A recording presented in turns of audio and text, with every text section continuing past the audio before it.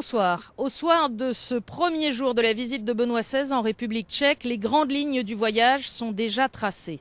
20 ans après la chute du communisme, 20 ans après la révolution de velours, 20 ans après que les Tchèques ont recouvré la liberté, Benoît XVI a donné cet après-midi au château de Prague un grand discours devant les autorités civiles, le monde politique et le corps diplomatique. Et on a retrouvé dans ce discours les grandes lignes de la pensée du professeur Benoît XVI. La nécessité de comprendre le juste usage de la liberté humaine. Mais la vraie liberté suppose la recherche de la vérité.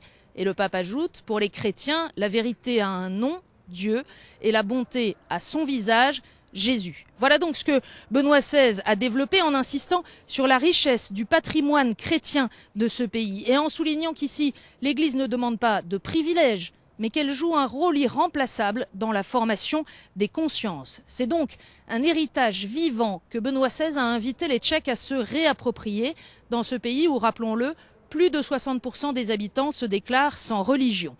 Un peu plus tard, dans la cathédrale Saint-Guy, le pape a célébré l'office des vêpres. Il a insisté sur l'héroïsme des témoins de la foi sur ce territoire jusqu'aux martyrs et aux martyrs récents.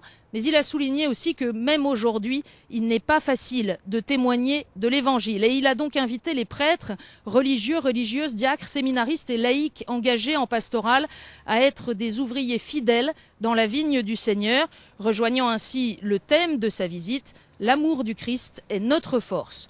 Demain, le pape quitte cette région de la Bohême pour se rendre dans l'autre grande région constitutive de la République tchèque, la Moravie.